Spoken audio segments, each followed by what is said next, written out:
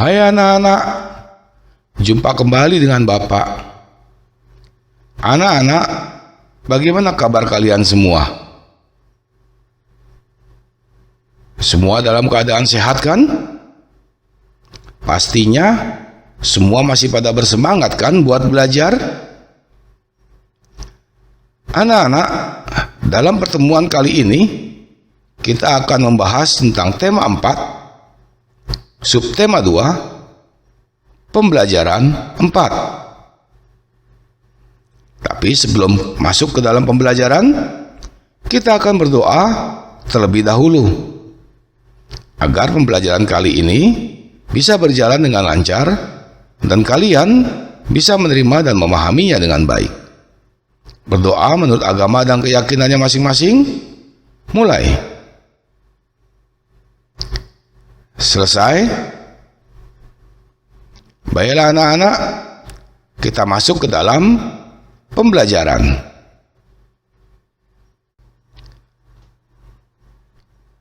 Kompetensi dasar yang ada dalam pembelajaran kali ini mencakup 2 mata pelajaran, yaitu PPKN dan Bahasa Indonesia. Kalian bisa langsung membacanya pada teks yang ada. Adapun tujuan pembelajaran kali ini, yang pertama adalah setelah membaca cerita, kalian diharapkan mampu memberikan pendapat tentang sikap tokoh dari cerita yang dibaca dengan terperinci. Yang kedua, setelah membaca cerita, kalian diharapkan mampu mempresentasikan pendapat tentang sikap satu tokoh dari cerita yang dibaca dengan lancar. Yang ketiga, setelah membaca cerita, kalian diharapkan mampu menghubungkan sikap tokoh dengan pengamalan sila kedua Pancasila dengan benar. Yang keempat, setelah berdiskusi, kalian diharapkan mampu memberikan ide kesepakatan kelas supaya warga di kelas mengamalkan sila kedua Pancasila dengan logis.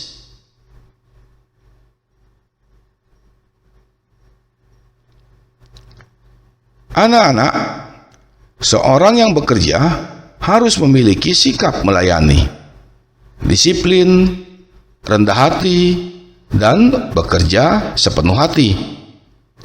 Tanpa hal itu semua, apa yang kita kerjakan tidak memberikan manfaat bagi orang lain.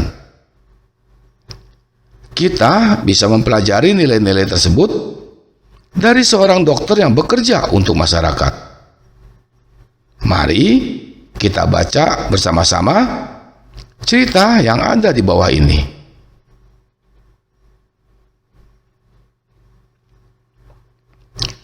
Hebatnya dokter kami. Ia adalah Dokter Rana, seorang dokter muda yang sederhana dan terampil. Ayahnya mantan kepala desa kami yang telah meninggal dunia. Dokter Rana baru kembali ke desa kami 2 tahun lalu, setelah 10 tahun lebih merantau ke kota. Ia memperoleh beasiswa di Fakultas Kedokteran, dan setelah lulus, ia praktek di rumah sakit kabupaten. Setelah lulus, semenjak ia pulang dan praktek di balai kesehatan desa, aku sering mendengar perbincangan warga yang heran atas keputusan Dokter Rana untuk kembali ke desa. Bukankah penghasilan sebagai dokter di kota jauh lebih besar?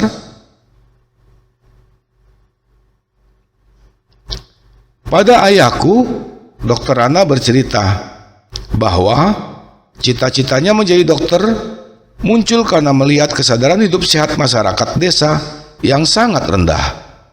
Sungai dipakai untuk mandi, mencuci, dan kakus. Lalu airnya dikonsumsi. Hasil bumi dan peternakan tidak dimanfaatkan untuk membentuk pola makan sehat. Warga lebih suka menjualnya ke kota dan uangnya dipakai untuk membeli makanan instan. Selama praktek di kota, Dokter Rana terbayang terus kondisi desanya.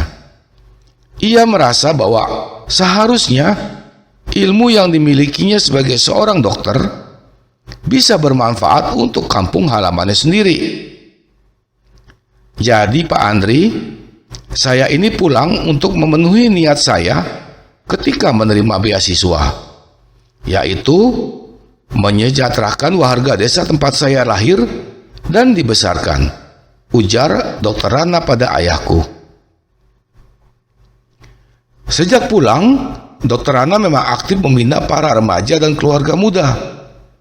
Ia memberikan penyuluhan tentang pentingnya mencuci tangan, memasak air, pola makan sehat, dan imunisasi.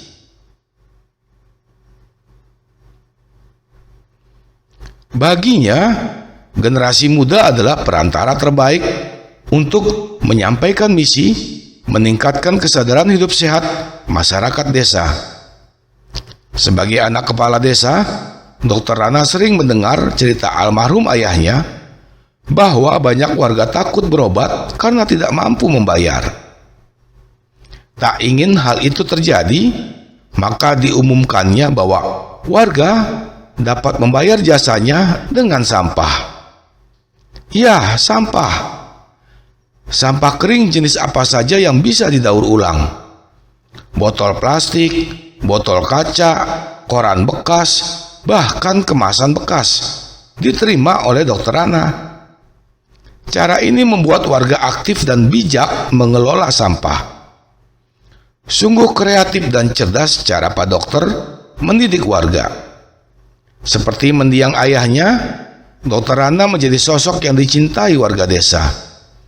Ia menjadi teladan melalui dedikasi, tanggung jawab, dan kerendah hatiannya dalam menolong warga. Apabila aku besar nanti, aku ingin seperti Dr. Rana. Akan ku kejar cita-citaku menjadi guru, dan aku akan kembali untuk membangun kampung halamanku.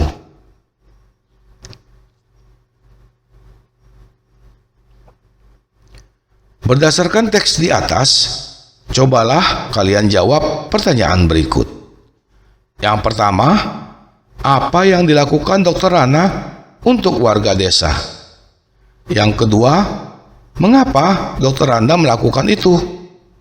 Yang ketiga, apa dampak dari hal yang dilakukan oleh Dr. Rana bagi masyarakat? Yang keempat, bagaimana perasaan masyarakat terhadap Dr. Rana?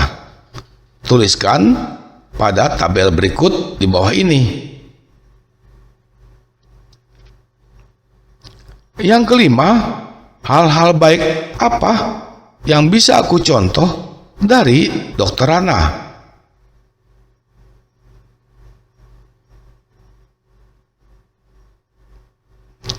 Anak-anak, mari kita membuat kesepakatan kelas. Kesepakatan kelas adalah hal-hal yang disepakati oleh seluruh siswa yang ada dalam satu kelas. Kesepakatan kelas dibuat atas dasar diskusi bersama. Kesepakatan kelas bertujuan supaya semua warga kelas bisa nyaman. Anak-anak, apakah kalian masih ingat dengan cerita Tari Dayu dan Dadu? Bagaimana sikap Dadu terhadap Dayu? Kalian pasti masih ingat dengan cerita tersebut.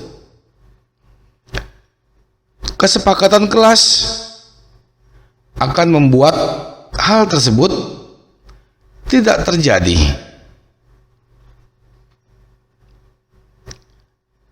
Anak-anak, buatlah kesepakatan kelas dengan teman-teman kalian supaya antar teman tidak saling menyakiti. Di bawah kalian bisa melihat dua contoh kesepakatan kelas. Kalian bisa membuatnya seperti contoh yang ada.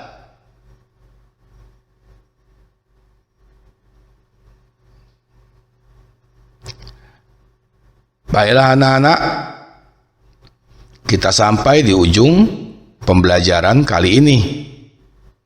Bapak harap kalian semua bisa menerima dan memahaminya dengan baik. Sebelum kita mengakhiri pembelajaran, kita akan berdoa terlebih dahulu agar kita bisa bertemu kembali di pembelajaran berikutnya. Berdoa menurut agama dan keyakinannya masing-masing. Mulai. Selesai.